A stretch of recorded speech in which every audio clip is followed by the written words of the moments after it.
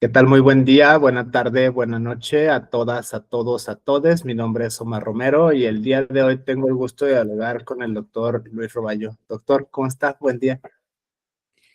Muy buen día, Omar. Un cordial saludo para todas las personas que te ven, que tienes una gran audiencia. Y pues bueno, es un honor estar aquí contigo. Gracias por la invitación. Gracias a usted, doctor, por el apoyo, por el espacio, por la apertura. Para quienes no sepan, el doctor Roballo fue maestro del Centro de Estudios Jurídicos Carbonell. Él es doctor precisamente en Derecho del Centro de Estudios Carbonell, de nacionalidad colombiana. Ahora ya me atrevería más mexicano que colombiano en este aspecto. Sus estudios lleva un rato ya acá en este aspecto, este diálogo con la región. Muy interesante la formación como jurista, como filósofo, docente, en este aspecto muy interesante, administrador financiero.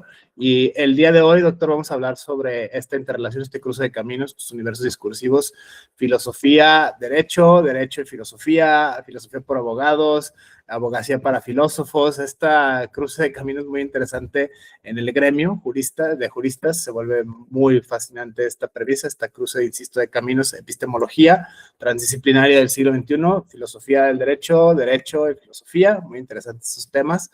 De entre toda la amplia gama de temas que maneja, doctor, entre estas aficiones está desde luego la afición, una afición bastante investigador, docente, académico, estudioso del derecho. Siempre lleva de una manera u otra los presupuestos filosóficos están en el derecho. Es como releer la historia de la filosofía. Yo digo de mi deformación filosófica en clave jurídica, de los grandes problemas del Estado, Platón, Rousseau, Hobbes, Locke, un montón de autores que se vuelven a leer no como los problemas epistemológicos de la modernidad o los antiguos ontológicos, sino en clave jurídica, las relaciones que tenga el Estado. Y en específico, doctor, me interesa esta línea que he venido desarrollando desde hace un ratito, habilidades de pensamiento, habilidades filosóficas para abogados. Desde su punto de vista, esta cruce de caminos, insisto, entre derecho y abogacía, me parece fascinante. Muchísimas gracias, doctor, por el espacio, por este diálogo. No, gracias a ti. Y bueno, voy a retomar tus palabras. Me parece muy interesante que planteas una expresión, el cruce de caminos, ¿no? En el caso de un servidor, pues ese cruce de caminos ha sido el cruce de caminos de dos nacionalidades, digamos. Yo tuve la oportunidad de estudiar administración y finanzas en Colombia y aquí en México desarrollar mis estudios en todos los quehaceres jurídicos, ¿no? La licenciatura, maestría y el doctorado finalmente. Y pues ese cruce de caminos de dos países, de dos jurisdicciones, pero también ese cruce de caminos de dos profesiones, una administrativa, una de las áreas o de las ciencias económicas, otra de las ciencias jurídicas y humanistas. Y aparte, pues he tenido la oportunidad de ser docente en filosofía. Entonces ahí se han cruzado muchos caminos y quizás se cruzan también muchos cables, ¿no? Pero lo interesante de ese cruce de caminos es que claramente podemos comprender que en la vida todo se conecta, todo en la vida tiene una interacción y mucho más estas disciplinas que tienen que ver con el ser humano, que tienen que ver con las personas, con sus derechos, con su esfera también de conocimientos, de pensamiento y por supuesto en ese cruce de caminos es evidente que la tarea filosófica no es una tarea, digamos, ajena a la realidad ni ajena a las demás disciplinas o a los más ámbitos o a los demás ámbitos de la vida en general, sino que la tarea filosófica, quizá tú, Omar, pues tienes muchísimas más experiencia en temas filosóficos, yo ahí me reservo, pero quizá recordarás esa historia en la cual nos dicen que la palabra filosofía, su etimología, tiene que ver con este filósofo Pitágoras, en donde le dicen, tú eres un gran sabio, tú eres un gran maestro, y Pitágoras dice, no, no, no, yo soy es un filósofo, ¿no? Y que esa expresión de filósofo, pues tiene que ver con esa capacidad de amar, un saber adquirido, ¿no? Me gusta mucho esa noción de filosofía, entender que la filosofía es una capacidad de amar, pero también que esa capacidad de amar tiene que ver con el saber, pero ese saber no surge de la nada, sino es un saber que se va adquiriendo, es un saber que vamos obteniendo con el trasegar de la vida, pero también con ese ejercicio de pensamiento y por supuesto, entendiendo esta premisa, pues podemos comprender que la filosofía como tal en general, pues es un proceso de construcción de conocimiento y que en ese proceso de construcción de conocimiento, pues claramente hay unos objetivos, ¿no? Entender qué es la verdad, entender qué es la realidad, entender qué es la vida en general, pero pues claramente en ese proceso de entendimiento, pues no hay verdades absolutas, sino que hay también un ejercicio de refutación, hay un ejercicio de reevaluación de los mismos conceptos y del mismo conocimiento, y por eso ese ejercicio de filosofía entendido como una capacidad de construcción de conocimiento y de amar y de querer construir y conocer más los aspectos fundamentales de la vida, pues nos lleva a que la filosofía es aplicable en todos los ámbitos en los que se cruce en diferentes caminos y en diferentes esferas de la vida. Esta perspectiva hoy, doctor, me parece a mí fascinante, la transdisciplinaridad inherente, sobre todo a las ciencias jurídicas, pensando en que ya no basta con la pura subsunción famosa, decir que dice el código, que dice la ley, que dice la fuente del derecho vigente positivo, qué sé yo, normas ISO, NOM, lo que sea, lo que sea, cualquiera de las fuentes del derecho, hay que echar manos, si bien no estamos obligados a lo imposible, volvernos todólogos, hombres, mujeres del Renacimiento, estudiar todas las carreras posibles, en ese sentido, sí es interesante la apuesta pedagógica, el desafío, creo yo, del siglo XXI, saberle un poquito sociología, antropología, lingüística, psicología, y una base interesante, todavía algunos sostienen la madre de todas las ciencias, sin o con utilidad, eso se debate, el tema de la filosofía, se da muchas herramientas precisamente para pensar otras ciencias. Desde el punto de vista, pienso en dos, lo mencionaba, se fue así súper recio, ontología y epistemología, que es la realidad, que es la conciencia, que es la mente. Están hoy, por ejemplo, hoy mucho está el debate, me atrevería a llamarle con cariño la nueva metafísica del siglo XXI, lo neuro, el tema de lo bio, lo neuro, ahora todo es neuro, antes era bio todo, biopoder, biopolítica, bioderecho, bioética, todo, ahora es neuro todo, neurolingüística, neuropoder, neuroderecho, está de moda, creo que es la nueva metafísica, ya nomás escucho uno la palabra neuro y cuidado, me va a leer la mente o va a descifrar mis trastornos o mis manías, etcétera, etcétera. Creo que la filosofía precisamente ayuda a desmitificar este tipo de metafísicas científicas, ya no es una metafísica teológica, ahora cualquiera se para lo neuro y entonces tira la espada cualquiera, ¿no? En este aspecto da como temor y temblor, si tanto está a Kierkegaard en este aspecto, muy interesante, cómo nos da herramientas, sobre todo pensando en el gremio de juristas, o sea, hay gente que literalmente no sabe ni leer ni escribir, o sea, no generalizo, hay gente que escribe bellísimo en el gremio del derecho, pero bueno, pensando en los documentos jurídicos, esos que duelen hasta los ojos de verlos, ¿no? Un tamaño oficio horrible, sin una coma, sin nada, o sea, creo que ayuda mucho a operadores jurídicos el hecho de saber un poquitito de filosofía, no se diga ética, hoy muy cuestionado el gremio desde siempre, sin embargo, la chicana famosa, el que no tranza no avanza, de que llora en tu casa, que llora en la mía, grandes frases incrustadas en el imaginario colectivo de mexicano que se transportan o se llevan, digamos, al gremio jurista, de juristas. En este aspecto, creo yo, doctor, desde este punto de vista, la apuesta pedagógica, esta habilidades de pensamiento, metodologías propiamente filosóficas, hermenéutica imperdible para el derecho a la interpretación de los textos, en este caso la interpretación de los textos jurídicos. Hoy más que nunca con la vuelta a los populismos, las derechas, etcétera, el cuestionamiento de la universalidad de los derechos o la regresividad en materia de derechos humanos nos ayuda a pensar en el análisis crítico del discurso, por ejemplo, de las relaciones de poder, es una herramienta eminentemente filosófica desde mi punto de vista maravillosa, y cuestiones de semántica, cuestiones de epistemología, para ver los supuestos filosóficos en otras ciencias, por ejemplo, ¿no?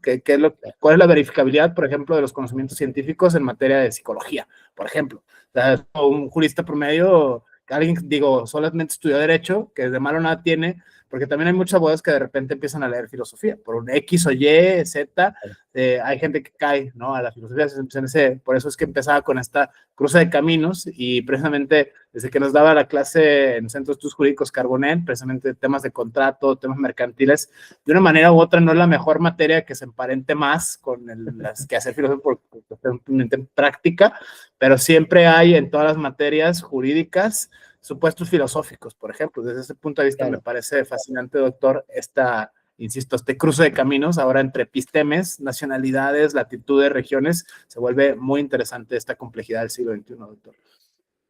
Correcto. Mira, hay dos, desde mi humilde opinión, hay dos grandes retos, tanto para la filosofía, tú lo señalabas como madre de las ciencias. Yo digo que la filosofía, más que una ciencia o que tratar de encasillarlo en alguna metodología, etcétera, para mí la filosofía es simplemente ese ejercicio que tenemos los seres racionales de poder pensar, de poder razonar, de poder crear conocimiento, de poder analizar desde diferentes ópticas la información que tenemos y la vida misma, ¿no? Entonces, yo lo vería un poquito así como el derecho, y es que estas dos ramas tienen muchos más retos, pero dos retos principales, y el número uno, sin duda, es que se ven como temas muy lejanos de la sociedad y de las personas del común, de los seres humanos en general. Es decir, cuando hablamos de filosofía, se encuentran muchas reacciones como de prevención, ¿no? No, estos filósofos solamente piensan cosas locas, etcétera. Y cuando uno habla de derecho, pues también dicen, no, pues esta gente se cree de otro planeta, el lenguaje es muy sofisticado, etcétera. Entonces, digamos que el poder acercar la filosofía y el derecho a lo que realmente debe ser, que es a la sociedad, a las personas, a los seres humanos, es el primer reto. Y el segundo reto es un reto de lenguaje, ¿no? Nosotros, tú pues eres un gran filósofo, y nosotros pues estamos relacionados con algunos conceptos, pero cuando uno empieza a hablar que la filosofía tiene que ver con ontología, con epistemología, no, pues ya las personas pierden total interés, ¿no? O cuando uno empieza a hablar del derecho y de las leyes y un tema muy técnico, quizá lo que hacemos es alejarlo de quien debe estar cerca. El derecho y la filosofía deben estar cerca, deben democratizarse, ¿no? Ahora que está muy de moda esa palabra, pero deben estar cerca de todos, o sea, independientemente de que una persona tenga una gran, digamos, trayectoria académica, o una persona que no sabe, tú lo decías, de pronto leer o escribir, pero que también puede hacer filosofía porque también puede construir conocimiento, que también puede analizar y razonar el conocimiento al que es sometido, ¿no? Y por otra parte, el derecho pues también debe ser para la sociedad, debe estar cercano a la sociedad. Entonces, cuando tú señalabas algo muy interesante, bueno, estábamos en las clases de derecho mercantil, ¿no? Y ¿qué vamos a aplicar filosofía en derecho mercantil? ¿No? Pues claro que aplicamos filosofía del derecho en derecho mercantil, porque la filosofía del derecho no es otra cosa sino la construcción del conocimiento jurídico, ¿no? Digamos que Arthur Kaufman hace una propuesta de lo que debe entenderse por filosofía del derecho, y él dice que la filosofía del derecho es el derecho como debe ser, ¿no? ¿Cómo debe ser el derecho? Eso es filosofía del derecho. O también el derecho correcto. O sea, o también lo asocia con el derecho justo. Entonces, digamos que la filosofía del derecho, pues es tangencial, digamos, impacta todas las áreas del derecho, porque en todas las áreas del derecho nosotros trabajamos, uno, con seres humanos, dos, con hechos, con situaciones prácticas, diríamos técnicamente fácticas, ¿no? Trabajamos con hechos, con situaciones fácticas, pero también trabajamos con conocimiento jurídico. Y entonces el gran reto es que las leyes, los pensamientos, las teorías jurídicas, pues puedan llevarse a un caso concreto. Entonces, cuando estamos en una situación mercantil, por ejemplo, o en una situación familiar, o en una situación de una conducta antijurídica, un delito, pues claramente hay que tratar de entender no solamente el delito como tal, o sea, qué fue lo que se presentó o cuál es la situación concreta, sino entender su contexto y entender cuál es el derecho aplicable y por qué razones es aplicable. Y ahí cuando empezamos a hacer ese ejercicio de razonamiento, cuando empezamos a hacer ese ejercicio de aplicación del derecho, pues estamos haciendo filosofía del derecho.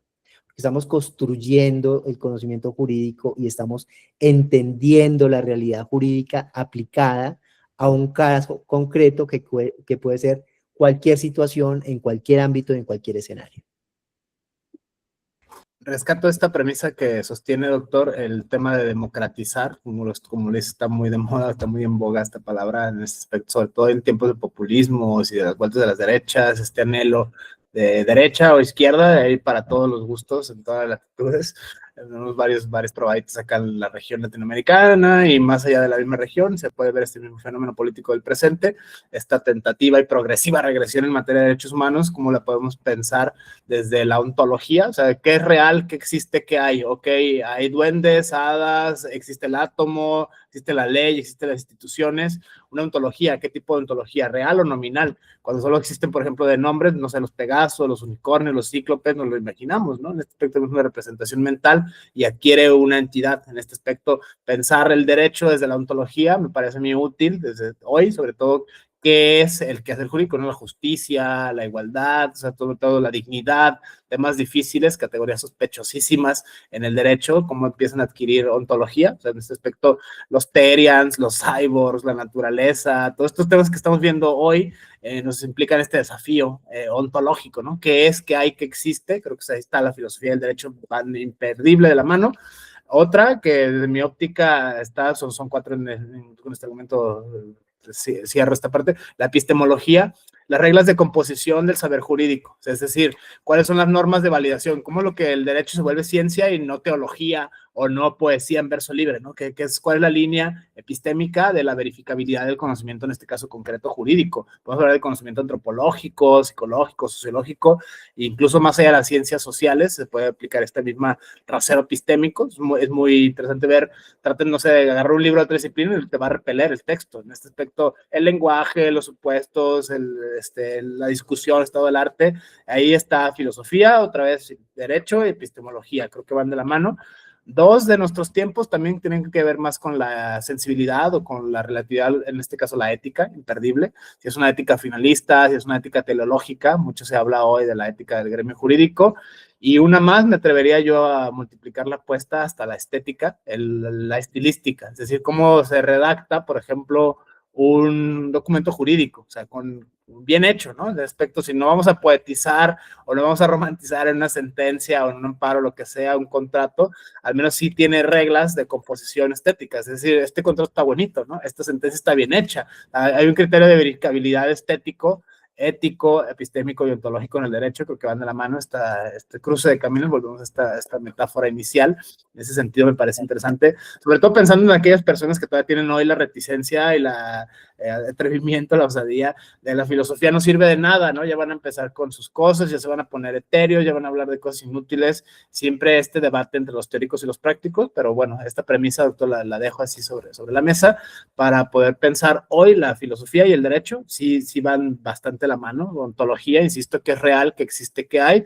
epistemología, cómo se verifica el conocimiento, que es conocimiento válido, que es conocimiento científico, sobre todo en el derecho, hoy, y el tema de la ética, imperdible, de una carencia de valores, se habla, pero ¿qué tipo de valores? ¿Qué son? O sea, ¿qué tipo de ética? No es lo mismo tener una ética kantiana que una ética, no sé, marxista o maquiavélica, utilitarista, todos siguen teniendo una idea de lo bueno, es un debate imperdible, creo yo, para el derecho en el siglo XXI, estas nociones de justicia, estas nociones de dignidad y la estética, en tanto que un documento jurídico bien redactado sí que se va hasta bonito, ¿no? En ese aspecto es interesante esta irrupción de la filosofía del derecho. claro,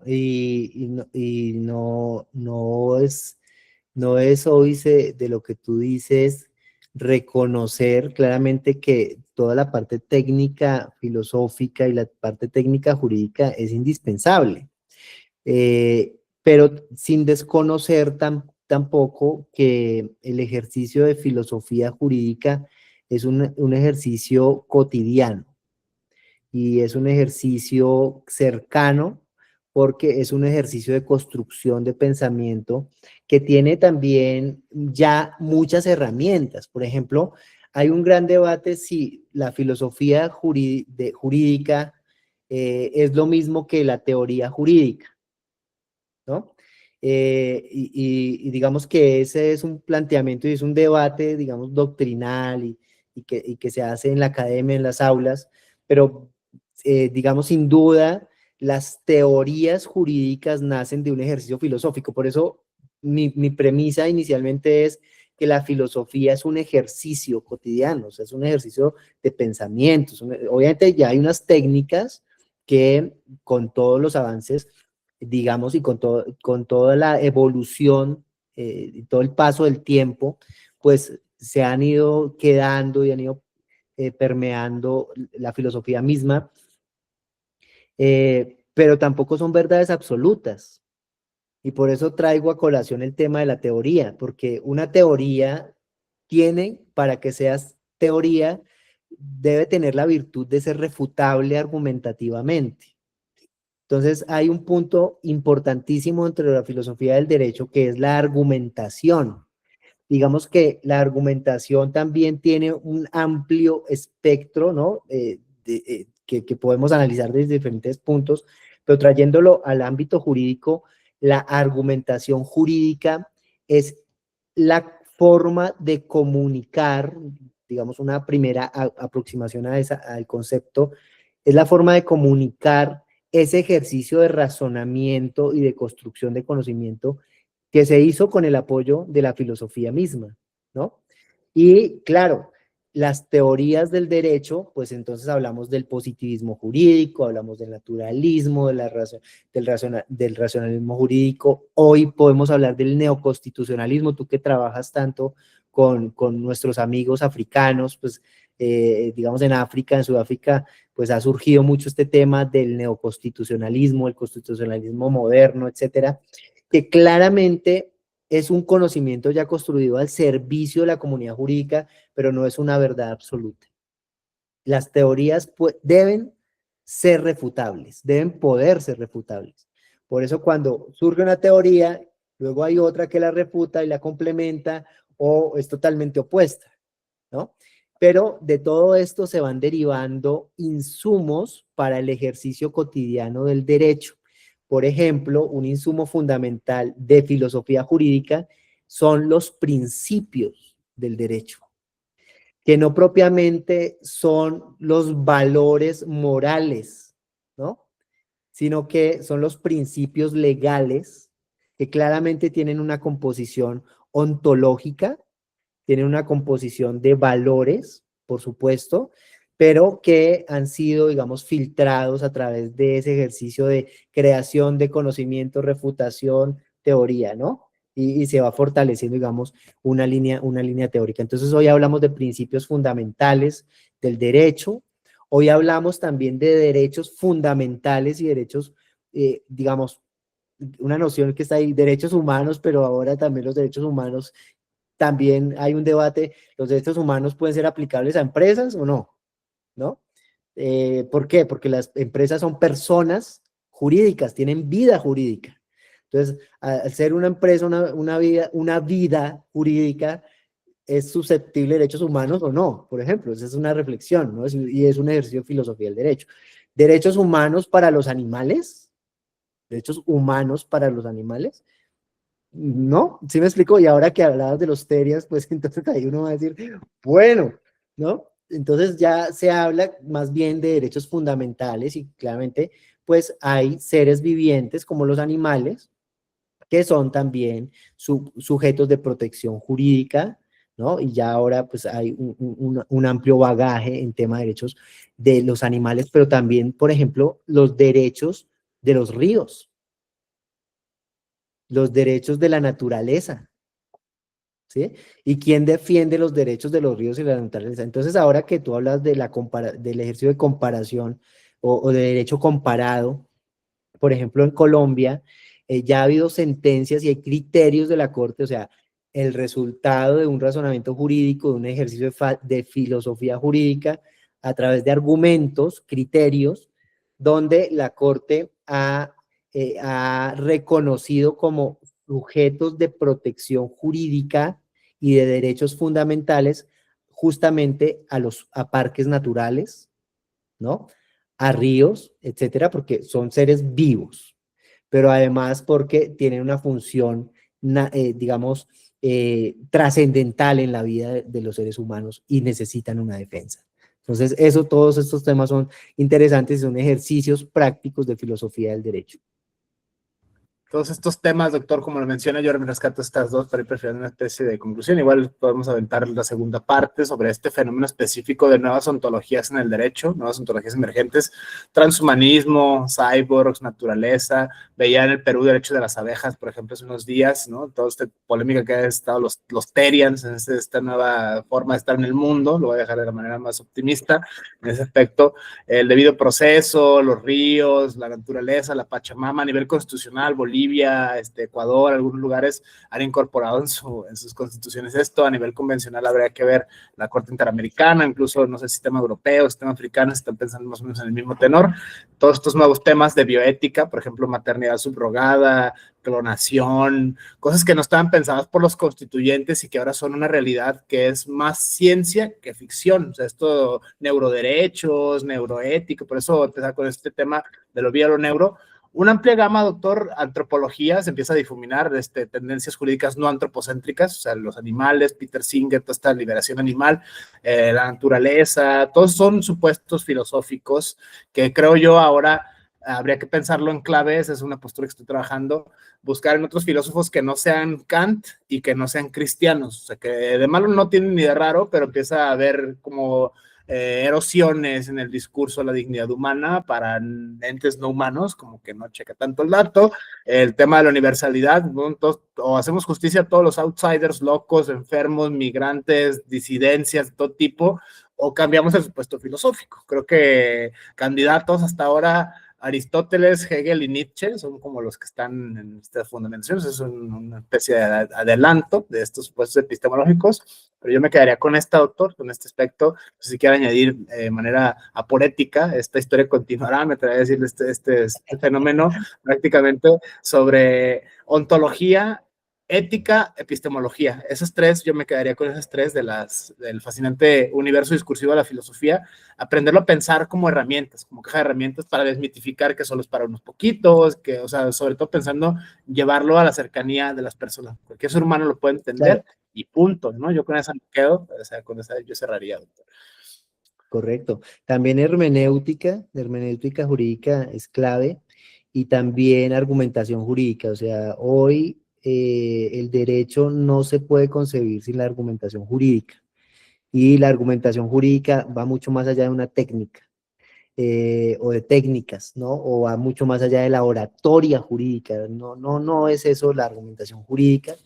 Y por supuesto, tú nombras diferentes filósofos y corrientes filosóficas globales, generales, aplicables a diferentes ramas, pero también hay filósofos del derecho, lo citaba ahora, Kaufman, también, no sé, Ferrajoli, otros filósofos del derecho, yo los llamo así, porque han construido ciertamente y han aportado muchísimo a teorías modernas del derecho como el constitucionalismo, el neoconstitucionalismo, y temas pendientes pues hay muchos, el tema de la inteligencia artificial y el derecho, por ejemplo, también es un tema digno de análisis y de reflexión, y por supuesto que cuando uno revisa los pensum de las carreras de derecho ahora, la filosofía del derecho casi que está siendo desplazada, derecho romano también está siendo desplazado, y yo pienso, desde mi humilde opinión, es que estas dos materias son fundamentales dentro de las carreras jurídicas, y si bien no están ahora integradas en algunos pensum de algunas universidades, sí es muy importante que los juristas, los abogados, pues conozcan de filosofía del derecho y de derecho romano, por lo menos las bases y el tema fundamental de que nos aportan estas dos materias. Entonces, pues hay mucha tarea, hay mucha tela por cortar, como decía mi abuelita, mucha tela por cortar, hay mucho que decir, mucho que hablar, mucho que analizar, pero el tiempo no nos da, no nos alcanza. Te agradezco muchísimo, Omar, la invitación, te deseo muchos, muchos éxitos en este proyecto y en todos los que sé que tú tienes y que serán muy, muy exitosos. Me pongo a tus órdenes, a las órdenes también de toda tu comunidad jurídica, quienes quieran, y bueno, y filosófica, y todos los que te siguen, quienes quieran de pronto seguirnos, los invito para que nos sigan en Facebook, Luis Roballo Penagos en Facebook, o también visitando la página www.confianzaabogados.com, perdón que hice la publicidad, y pues espero que nos puedas volver a invitar y que podamos volver a coincidir y seguir desarrollando estos temas tan interesantes. Bienvenido, doctor. El comercial sin tema es para esto, esta comunidad, construir conocimiento y precisamente difundir estas habilidades de pensamiento.